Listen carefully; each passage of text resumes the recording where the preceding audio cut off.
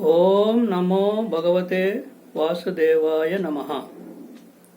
శ్రీమద్ భగవద్గీత ఈరోజు 40వ భాగం గురించి వివరించబడును. మొత్తము 18 అధ్యాయాల్లో 2 భాగాలు అర్జున విషాద యుగము, సాంఖ్య యుగము పూర్తి అవడం జరిగింది. ఈరోజు కర్మయోగము 3వ అధ్యాయం గురించి వివరించబడును.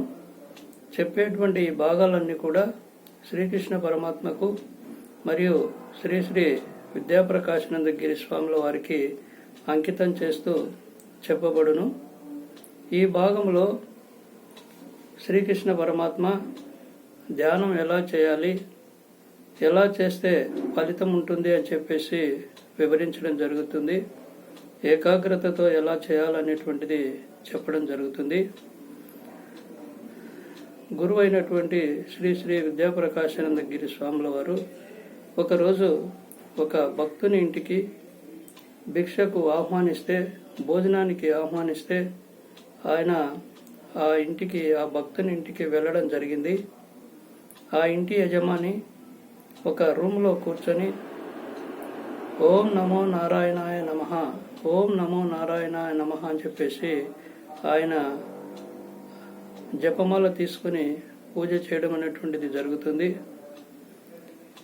ఆ జపమాల ఆయన ధ్యానమంతా పూర్తయిన తర్వాత స్వాముల వారు ఆ యజమానిని పిలిచి మీరు ఎలా ధ్యానం చేస్తున్నారు అని చెప్పేసి అడిగినప్పుడు, ఈ జపమాలలో పెద్ద పూస ఎప్పుడు తగులుతుంది అనేటువంటి విధంగా నేను పూజ చేస్తున్నానని చెప్పడం జరిగింది.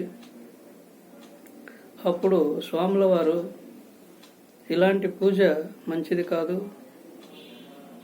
ఇలా పెద్ద పూసను పూజ చేస్తున్నావా లేకపోతే నారాయణుని పూజ చేస్తున్నావా అని చెప్పేసి అడగడం జరిగింది. కాబట్టి ఏదైనా ధ్యానం చేస్తున్నప్పుడు చిత్తశుద్ధి, భక్తి, శ్రద్ధ ఉన్నప్పుడు ఆటోమేటిక్గా ఆ జపమాల కూడా కింద పడిపోతుంది. అలాంటిది మనకు అలాంటి భక్తి అవసరం, కానీ ఇలా పెద్ద పూస గురించి పూజ చేయడం వలన ఎలాంటి ఫలితం అనేటువంటిది ఉండదు. పూజలు చేసేటప్పుడు కూడా మరి ఎలాంటి కుటుంబ సమస్యలు కానీ, ఎలాంటి అవమానాలకు సంబంధించినటువంటివి కానీ, బాధలకు సంబంధించినటువంటివి కానీ, బంగారు గురించి కానీ, డబ్బుల గురించి కానీ, వ్యాపారం గురించి కానీ, ఇలాంటివన్నీ కూడా ఎలాంటి మనసులోనికి ప్రాపంచిక వస్తువుల గురించి కానీ ఆలోచనలు చేయకుండా పూజ చేస్తున్నప్పుడే, ధ్యానం చేస్తున్నప్పుడే దానికి ఫలితం ఉంటుంది తప్ప మరి ఇలా షిర్డీ సాయిబాబా గారు మరి వేటిని ఆలోచన చేయకుండా ఆయన అలా చేసినందుకే మోక్షం పొంది ఆయన పరమాత్మగా ఉండడం అనేటువంటిది జరిగింది. ఆయన ట్రస్ట్ల ద్వారా ఇప్పుడు అన్ని కూడా కావాల్సినటువంటివన్నీ కూడా ఆయనకు లభిస్తున్నాయి. కాబట్టి ఏకాగ్రత అనేటువంటిది, పూజ అనేటువంటిది చిత్తశుద్ధితో చేసినప్పుడే ఫలితం ఉంటుంది. ధన్యవాదాలతో శ్రీ జయారెడ్డి.